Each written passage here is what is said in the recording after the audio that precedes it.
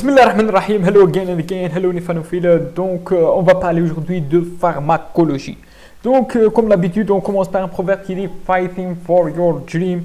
Donc, Fighting for your dream, on va parler aujourd'hui des antidépresseurs.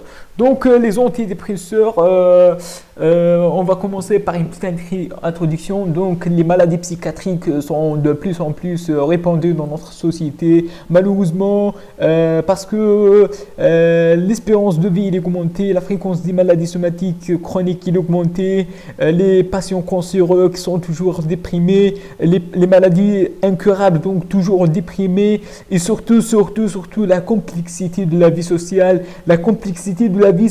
qui rend qui rend plusieurs patients déprimés ou bien atteints, il y a l'atteinte psychiatrique.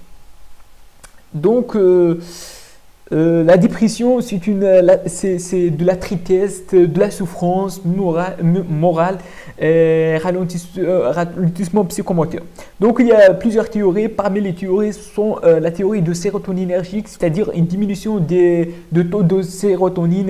Et la sérotonine, c'est l'hormone de l'happiness, c'est-à-dire l'hormone de le bon humeur. Donc, la sérotonine pour un bon humeur, pour l'amour, pour le joie. Donc, la théorie de sérotonine est impliquée. Autre théorie, c'est la théorie de noradrénergique, c'est-à-dire de la noradrénaline qui prouve qu'il y a une diminution de taux de noradrénaline. Donc, 4 principaux classes. Premièrement, c'est l'inhibiteur sélectif de la... Donc, pour traiter cette diminution de sérotonine, de la noradrénaline, on diminue la recapture la recapture de la sérotonine ou bien on va diminuer les deux, la recapture de la sérotonine aussi de la noradrénaline ou bien on va inhiber leur dégradation par les IAMO, c'est-à-dire les monoamine oxydases, soit réversible ou irréversible, on va parler de ça. Donc, premièrement, on va commencer par les inhibiteurs sélectifs de la recapture de la sérotonine. Ces inhibiteurs sélectifs de recapture de sérotonine, on a plusieurs. Parmi le plus fréquent, le plus vendu en Europe, ou même aux États-Unis. Petit rappel, les États-Unis, on a plus de 17 millions aux États-Unis qui sont déprimés. Donc, la fluoxétine, c'est un médicament qui est répandu. Donc, c'est un médicament sont métabolisés par le cytochrome 2D6.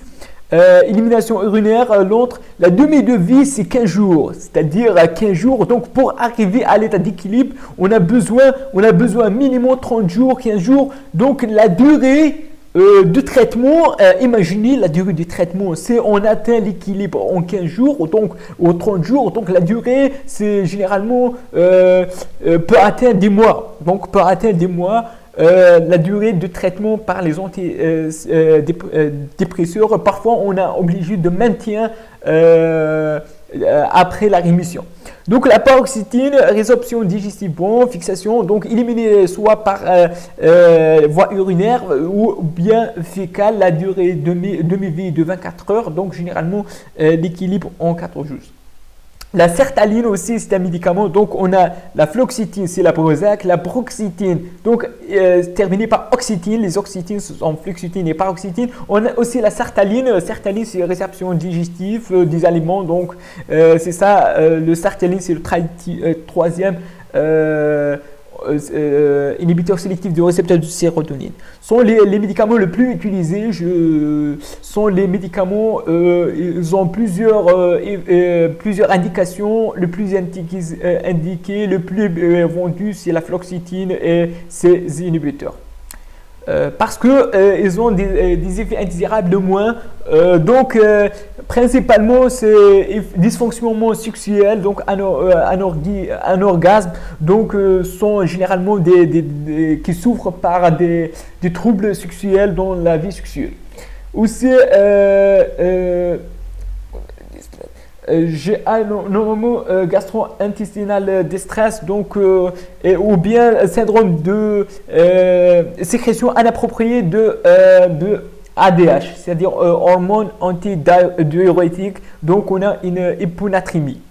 Et le principal effet indésirable, sexuelle dysfonction, on peut passer, garçon intestinal, on peut passer, hyponatrémie, on peut passer, mais sérotonine syndrome, c'est quelque chose de gravissime, c'est quelque chose qui, donc, on a besoin de sérotonine pour être heureux, mais on n'a pas besoin de trop de sérotonine. Lorsqu'on est trop heureux, on est des fous, donc, et on peut mourir par le joie. Le joie peut tuer, oui. Le joie peut tuer. Parce que la sérotonine, lorsqu'on associe un inhibiteur sélectif de capture de sérotonine avec l'IAMO, ou bien avec lithium, ou bien avec une tricyclique, antidépresseur tricyclique, on a un effet sérotonine qui est gravissime, qui peut tuer. Donc on a de l'agitation, des confusions, troublements, sueur, fission, fièvre, surtout la fièvre, nausées, vomissements, diarrhée. Donc une symptomatologie spécifique peut tuer, donc qui va indiquer l'arrêt de ce médicament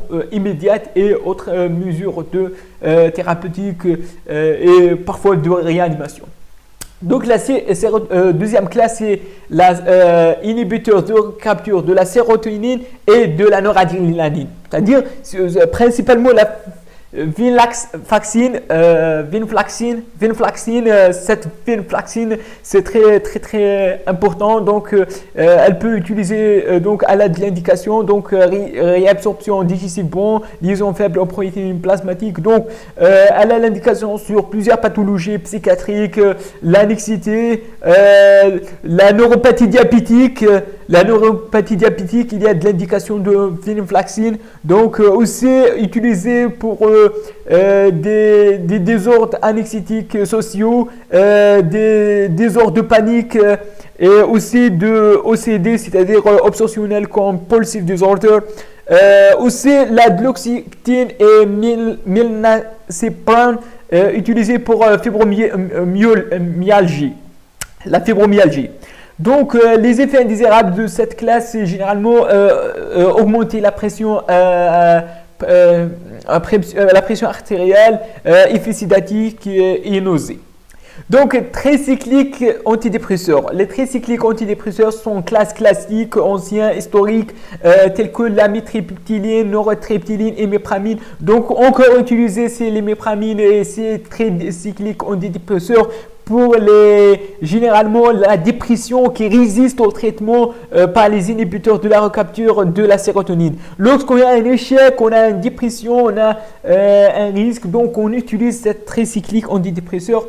Donc les majors 3C sont des tricycliques avec une tracée de effets indésirables. Les tracés pour les tricycliques, donc la confusion, c'est-à-dire épileptique, donc le coma et la cardiotoxicité sont la majeure effet indésirable, les classiques tracés, confusion, coma, cardiotoxicité, surtout cardiotoxicité, can broken your heart, c'est-à-dire peut causer, donc peut mourir par la cardiotoxicité.